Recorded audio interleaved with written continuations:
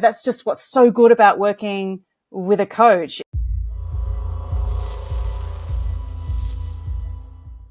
All right, guys, this is More Than Muscle, and I'm super excited today. I've got Emma with me, a girl that's been with me for almost a year now. Is that right? Yeah. Happy anniversary. Emma, welcome. Welcome to More Than Muscle. Welcome to the platform. Welcome to the podcast. Thank you. All right. And so, you know what's cool about this? You actually listen to the podcast a lot. Am I right?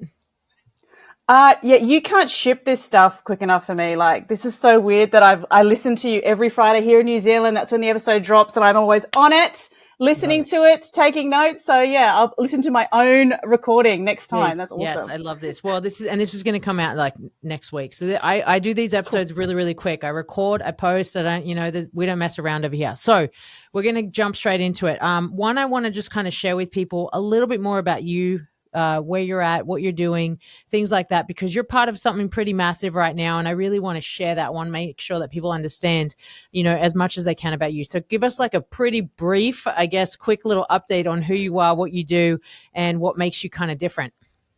Oh, okay. All right. Let's jump straight in. So I'm Emma, and originally from Sydney, Australia, but speaking to you from New Zealand, as you know. I guess by way of passion and work, I work in leadership strategy and organizational performance, a lot in the change and transformation space.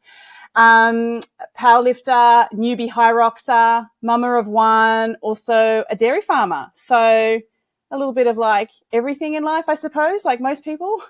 I love that. It's crazy because most people don't even realize really what happens in New Zealand. I feel like a lot of people have dairy farms over there. Am I right? Well, there's a lot. Yeah, there are a lot of cows here. That's for sure. Okay. Well, look, I think what has aligned you and I is mostly the no bullshit, right? Get to the point, say it how it is, but the work ethic. And I think that your work ethic, especially over the course of this time with me and then just in your own world, I think is really important for us to kind of, go through a little bit of a journey as we do this kind of call.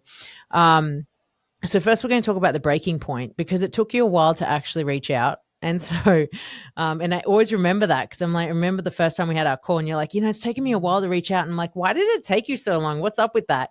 And so I'm going to ask you, what made you decide to change? Well, but I didn't just say, it took me a long time to call you. I think I actually called you in November and then was like, can we start in January? And you're like, what? Yes. Yeah. So I guess, I've been following you for a long time, and just mindlessly consuming content, I guess. And then the tipping point came when I realized I wanted to make some change. Like, I knew I wanted to elevate, I wanted to expand, and I knew my current ways of living and working just weren't going to match that. And I think back to the catalyst was actually, I went and saw David Goggins speak live. He came down to New Zealand, and there were a few takeaways I took from that. But one of them was this idea around basically taking radical responsibility for your shit. Like, it's all good to dream and vision board and try and manifest, but actually, like, you have to really take a good look at yourself. And so I think maybe that was the moment, as it had been bubbling away for a while, and I knew in order to be the best version of myself and also to elevate to where I wanted to go, I was going to have to do some inner work. And then, as we discovered quite early on in our engagement, is I was very good at the professional and career development side of things, actually massively over-indexed on that. And it had been like, I remember when you asked me, when was the last time you actually worked on yourself? And it had been almost 10 years. So I mean, and that's where the work started, right? Is that we just unraveled all the things from there. Well, we got the personal development to match the professional outcome, right? I think that was a huge component. So I kind of want to, because like there are a lot of leaders and a lot of, high achievers, as you like to call them, right? And I've really adopted that, just so you know, I've really adopted that principle of high achiever versus high performer. And that truly kind of stems from you and our work together. But I want to ask you this question, what was the conversation that you had with yourself in that moment that's like, enough's enough? Like, obviously you went and saw Goggins, and, a lot of people think that I'm similar to him, just better. And I had to throw that out there. I'm not entering into this debate live online. No way. So I guess you saw him and you thought, I've got to make a move. But what was that conversation like that made you kind of hit the enough is enough point? The size of my goals and the scale of my ambition, really. And I just fundamentally knew none of those things would come true for me. And I guess what I liked about you in particular is you're a killer entrepreneur, you're a former pro athlete, and you're big on the mindset. And if you actually look at my goal stack, it's around growing my business, returning to the competition powerlifting platform. And I just wanted to kill this ongoing inner chatter. So for me, having stalked you for so long and consumed your content obsessively, I could see that actually like the match was there because our values were aligned around what was important to be the best version of yourself. And really, I knew I had to make this leap from high achiever, like you're saying, high achiever versus high performer. Like so many ambitious people get caught in this trap of high achievement, which is all very get the accolades, get the awards, get the big title and the promotion, hit those revenue targets. But actually,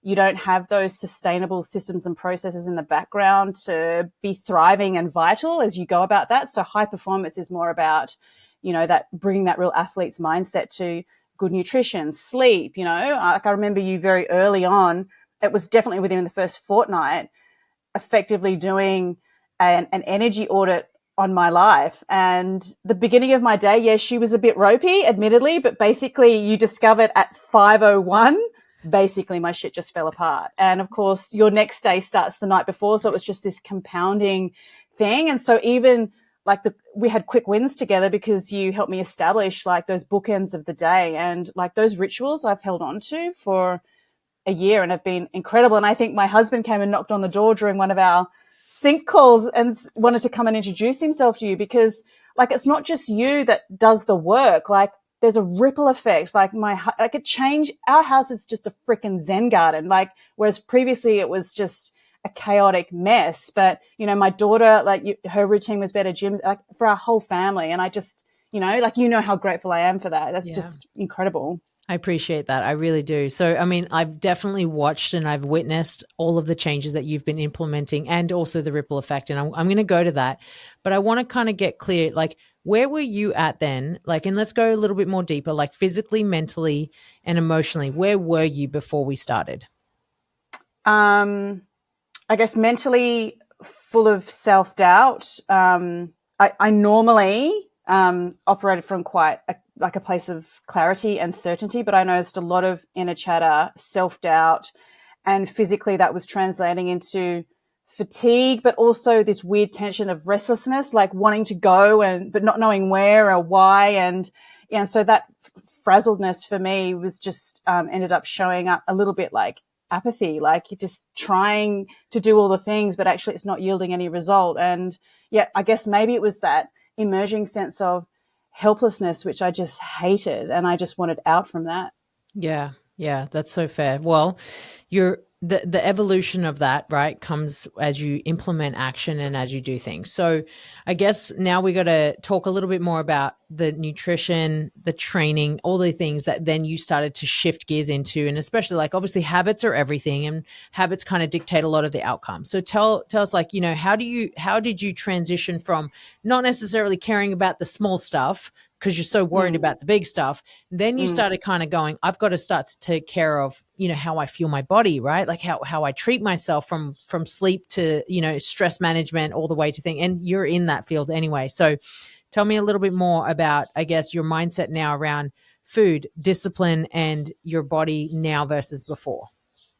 Well, I guess like just to double tap on that, like I'm in this field anyway. Like I remember originally feeling quite a deep sense of shame around like, shouldn't I know this stuff? Like, like going back to basics, but it's one thing to help others do the work, like teams and organizations, but I hadn't done that work on myself. So, I really went back to the basics of habit science, like even right down to food prep. Like you gave me a really good macro plan, and like those sorts of habits are like tied into the rituals at my bookends, is making sure that my nutrition is dialed in. And, but also having to really face into, like, I had developed quite a bad relationship with alcohol, in that I was convinced I couldn't sleep at night unless I'd had a glass of wine. And I remember you saying to me at the time, because I'd had that back injury from powerlifting, so I had a season off, and you were like, I just do not understand why you keep drinking. Do you know alcohol is pro-inflammatory? It's going straight to the inflammation site in your back. And at the time, like, I didn't want to believe you until I asked my physio, and the physio was like, yeah, that's 100% true. I was like, fuck. So like I went completely dry for 5 months, and lo and behold, the injury alleviated. So, so for me, there was like the transactional, building in the habits of the food prep, but I really had to call in some grit around challenging some pretty established behaviors that I thought that I needed. And for me, I think that was where you created the most value for me, is that you held the space for me with empathy, but also there was no bullshit around, girl, you've got to stop doing the things that aren't serving you. Yeah. And well, it comes back to this though, right? Like finding that place of self regulation, but also being vulnerable enough to know, maybe I don't know what I don't know, and I don't know how to implement it myself, and I think we all fall into that. I've come into that too. This is why I like working with my own mentors, my own people, because it helps me stay really locked in. And just because we're good at something, it's kind of like the athlete is a really good athlete, but they're not a very good coach, right? Like, and it's a different role, and it's a different hat. When you need to look in at yourself, you've got to look at what you're not good at. And then usually it's actually beneficial to find someone that's a bird's eye viewing in on your life, on what you're doing. And they're going to look for, where the holes are that you can fill, because you're in it. You don't see it, So I think that's huge. So I guess you had to really unlearn some behavior. Yeah. Yeah. And without realizing, coming to the realization how ingrained they were. And of course, the more something's ingrained, the more. But then again, it came back to the habits. Like, so actually dropping the alcohol wasn't just good for back injury. It was good for sleeping, and, because I was restless at night, and like I'd be sweating because my body's trying to burn off all that sugar. And, so it's never just one single habit. It's the sequence of how they're all stitched together, I think, is the biggest hindsight learning for me. Absolutely. Yeah. One thing that I want to go to now and transition to, which I think is going to be really important. There's always going to be struggle with any journey, right? Like everyone thinks that like, oh my gosh, they're going to see you today looking ridiculous and, super confident and just having your shit together basically. But they don't see you before, just like me, right? People didn't see me a decade ago of how I was. So I kind of want people to know that there are going to be hard weeks and setbacks and obstacles and adversities. So let's kind of go to some of those, because those are huge, because I want to talk about the weeks when you didn't want to continue, the weeks where you did want to pick up a drink instead, right? What was that like? And was there a point where you questioned, is this even worth it? I didn't question, was it worth it? Because I knew ultimately if I stayed, if I trusted the process, it was going to get results. So I guess maybe for me, like I knew if I stuck to it, but definitely in those trigger moments where I would normally reach for a glass of wine, So for instance, using that as an example, like, so at nighttime, replacing that window of time with something else. So we bought a sauna pod, so I'd have a sauna, or, like I would have something ready to replace the act of trying to calm down, because I'd convinced myself that glass of wine was the only way. So I guess like from a habit science point of view, I did those sorts of things. But some of the time it was just, honestly, I just had to dial into like, how bad do you want this life you were trying to pursue? Like really it came down to that. Do you want to 10x your business? Do you want to get back on the powerlifting platform? So like I would just come back to like, how bad do you want it? Because if you do, you have to stay the course. And that doesn't mean, I didn't have the extra hot cross bun at Easter. Those sorts of things, it doesn't mean that. But I would just be like, fuck, I'm just going to own this. And then next meal is on point with the macros, So I think you taught me too, is that like, I was very much this all or nothing person, and you taught me this concept of dial up and dial down. And so, okay, on Easter Sunday, I was dialed down. I ate the eggs, I ate the Easter buns, but for the nighttime meal, I'm dialed back up. It's on with the macros, So like that was such a gift because I have been an all or nothing person my entire life, So I was unlearning 40 plus years of, conditioned thinking. And, that was a big deal to undo that. Isn't it crazy that like the whole all or nothing is just like, it's so hard to sustain it too. And I think people fall into that category. And look, even along the way, you kind of like think you got to kind of go back to that because maybe it's worth it. But I guess what pulls you through is the why, when you come back to your why. And I guess you had, clear goals around 10xing your business.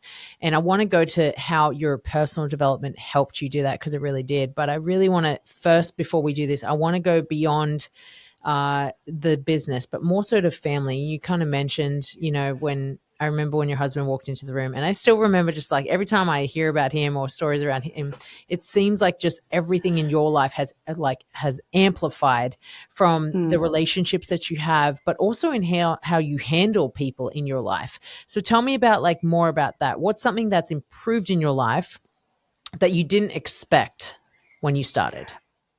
So anyone that knows me, particularly my family, would describe me as like a hothead, like this whole, you got me really into Stoicism, reading the Daily Stoic. And one of my big work-ons in this space was learning to respond instead of react. Like I'm definitely shoot from the hip, knee-jerk reaction, mouth off without really thinking about what I was saying. And so that's all good and well in principle, but it's when you're in those high stakes moments, right? So you remember I had a high stakes moment in my work domain, and you coached me through that, sent me some voice notes and really called me forward on, this isn't who future Emma is anymore. And so, it was like, it's all good and well to read Stoicism and, but the actual practice of it, like applying it to the moments, I think was one of those hockey stick growth moments for me in the last year. And look, I'm still not perfect. I'm still reacting, I think I've told you, you said to me, why do you get so angry? And I was like, oh, if that person cuts me off in the traffic, or, I'll ruminate on it for like 3 hours, and you'll be like, what a waste of time. Like, I know, right? I don't know why I do it. Well, we always have like that innate reaction in us. And I think that's where people sometimes they have to drop the RE and just act, right? Act from a better place. So and that's where most people still get caught in that. That's just a vicious cycle. We got to break that, unlearn that. Like you said, sometimes there's 40 years of habits that you've built. People think they can get rid of that over, 4 days. It's just not going to happen. So the ripple effect is you responding better, but also your relationships, your household. So tell me a bit more about the household, because you said your household is like what do you call it? A Zen garden? I like that. African Zen garden. Yeah. It's just like there's an inherent chaos that comes with lack of organization. And also our daughter was having some challenges with transitioning to big school. She's 6 now. And we went and got some advice from a child psychologist around that. And without her even knowing anything about me, she made this comment around parents don't just take the temperature of the home environment, they're the thermostat, and they set it. Like they set the vibe of the house. And I was just like dying in my seat, like feeling instantly guilty, because I knew that I was changing the thermostat of our household with my chaos and my stress and lack of, organization. And, like there's something, I don't want to hit myself with a stick over it, but I mean, gosh, my daughter deserves better than that. And so like when you come back to why, you have had me journaling on the why piece for like almost a year, and like legacy is important. And I want my daughter to see having an ambitious mother in beast mode, doing all the things, as a positive thing, not like grow up to believe that wanting more and taking big swings and shooting your shot means like living around a snappy person who's like never available, or, so like, I think there was a turning point where, she came up to me, I was sitting at my desk at home, and she said, I'm really sorry to disturb you. And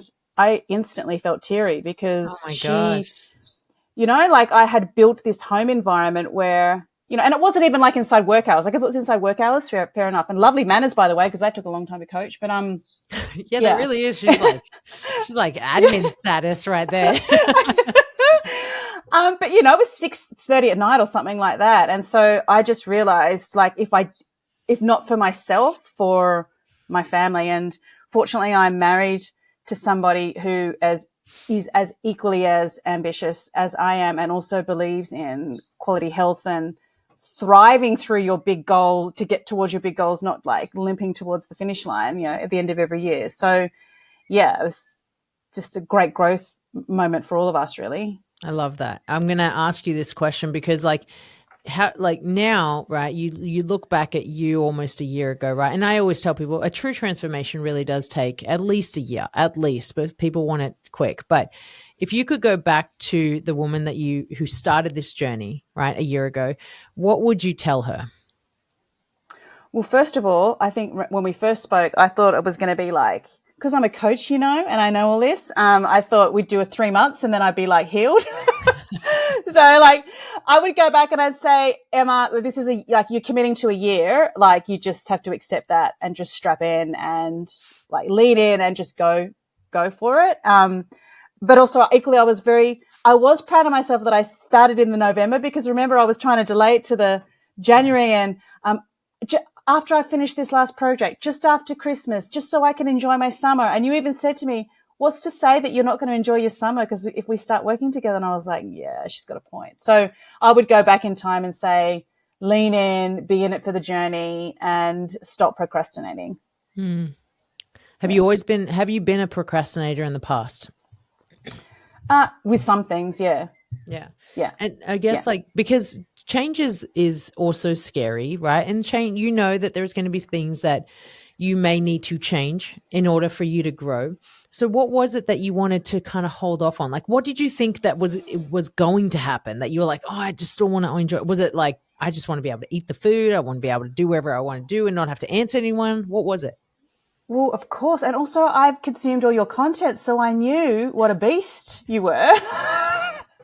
I thought, and also with my but what I didn't realize is that you also subscribe to this whole dial up, dial down situation. So I had created this narrative or story in my mind that, working with you was going to enter me into this like strict regime that had no flex, which of course was completely untrue. So that was me projecting a story. I was kind of, I guess, maybe the mental model I was working to was, 75 hard. Like I've done that many times and I'm really good at dropping into structure. But of course on day 76, I go back to my shitty habits. Yes. And that's the worst part.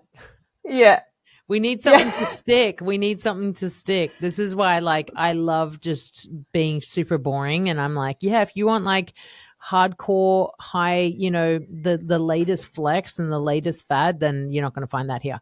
So I like that you have really found yourself in a place of consistency, but also where that's taken you now. So I'm going to kind of like give you a little bit of reins to talk a bit more about what you do and how you do it, because you didn't have this a year ago. You weren't implementing what you're implementing today in the workspace, in the corporate world, which is honestly, I think, going to be an absolute game changer for many people out there. Can you tell us a little bit more about that? So I remember this so clearly, and I'll never forget it because it was one of your, so for people who haven't worked with you before, you get us to journal into the app, and there are always these questions that don't let you off the hook, basically. But one of your journaling questions was something to the effect of, what would you be doing if you're not doing now? Like in terms of, if you weren't doing what you were doing now in terms of work. And like, I've always loved the well-being space. I don't mean well-being like the fruit baskets and the, bath bombs, and like, I mean true, like doing the inner work. Sound baths? You're not talking about sound baths. I haven't done. Yeah, I should probably try one before I judge them. But but I mean, like, I think I'd said to you at the time, like on Instagram, I saw this like retreat in Bali, and it's only for men, but you go there and you eat clean, you work with personal trainer, and you work with mentors on your business. And I was like, like, where is that offering for women? Like that kind of well-being, like those women who just want to crush at life, but also look after themselves. And, like I would love to do that. And you kind of were like, oh, cool. Tell me a bit more about that. And then I guess I stopped talking about it because maybe subconsciously the, inner chatter, limiting beliefs were coming through. But, and then you came back to it maybe a week or two later, and I don't know, you just kept pulling this thread on what's this thing that's on your heart that you want to do, but you won't do it. Like what's it going to take? And so I guess like it was you pestering me to calling me forward, just like, what is this idea? Like, you need to get it out of your head. And I think we had a couple of coaching calls on it.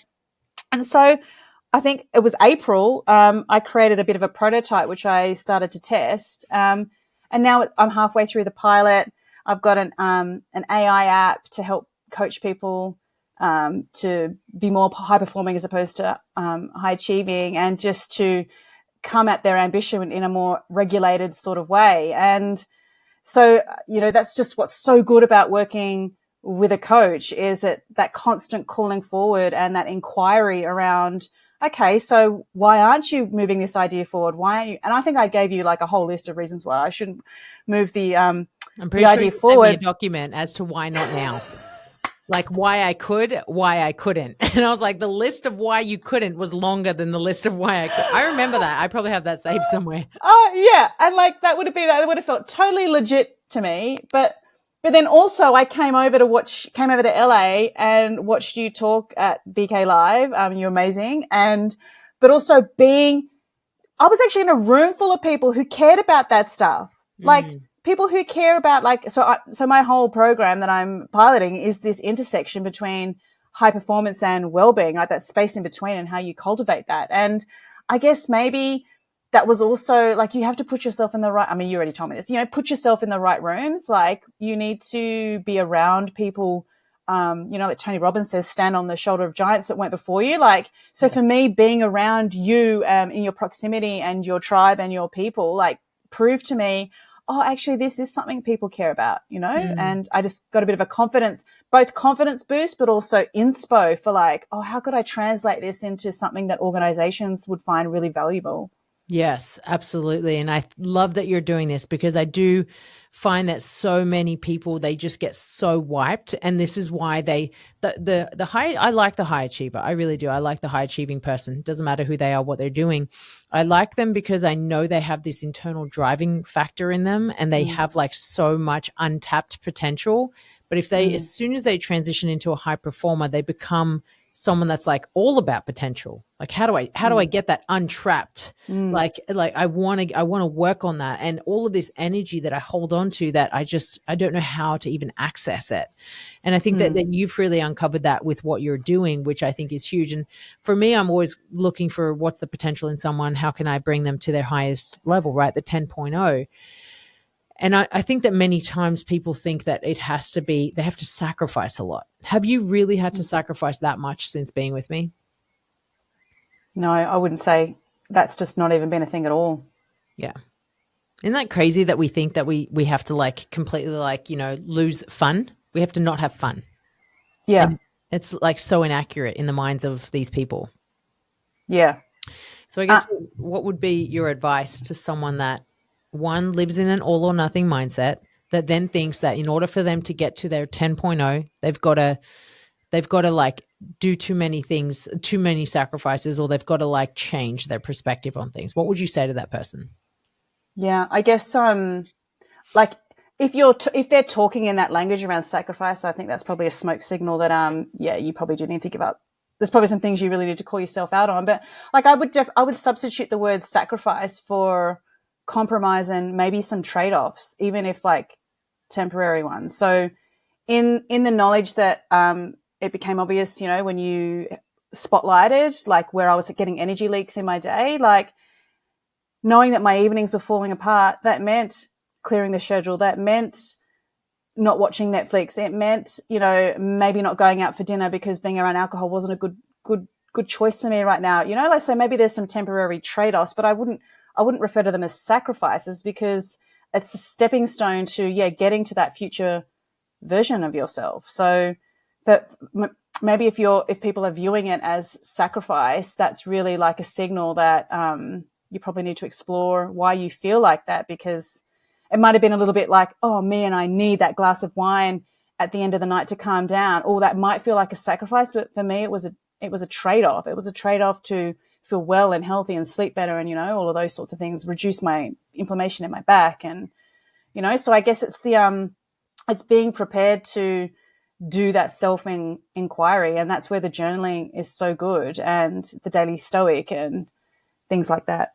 Oh my gosh, yes. So I love that you have committed yourself to this. This has been so cool to see a little bit more of like where you're at. And I want to kind of, we're all just like an ongoing project. So let's talk about more, where you're trying to go from here on out. Like what is some more goals that you want to chase at this point? So I guess it's a continuation. Like I feel like I've been restabilizing my foundations in the year with you, and next year is really about like two of the best books that you gave me as recommendations this year. I think I said to you, "Oh my God, it's illegal that people don't know more about these books and read them." But it's the 10x is easier than 2x and Outwitting the Devil, by Napoleon Hill, and just two incredible books. And like I'm constantly checking that devil isn't coming for me, with the hypnotic rhythms of, lulling me into, complacency or trying to talk me out of doing things. And, like that inner chatter, like standing guard at that all the time. So for me, that work's going to be ongoing. I think I'll be forever a student of that practice. But for me, in terms of goals, it's really, what's that 10x? Like, what are those bold transformational moves, and for anyone who hasn't read it, highly recommend, but 10x is about those big transformational moves and 2x is like incremental change or, maintaining what you're doing now. And so, I had committed to this idea of like, I don't want to execute on a 10-year plan. Like I want a quantum leap, and you actually can't quantum leap if your vessel, if you're run down, if you're fatigued, if you've got bad, internal chatter going on, like you simply just can't do that. So for me, I'm just so grateful for the foundations of this year, but the work is still in flight, right? Because it's 10x. And also I've learned through working with you that I was very focused on one pillar of life, but I actually want like 10x in every pillar of life, not just business and, work. Yeah, I love that. And I see it as well. Like you've got like a ridiculously good looking little girl over there. I tell her all the time, I'm like, I swear someone modeling agency is picking her up for sure. Hold her tight. Okay. Hold her tight.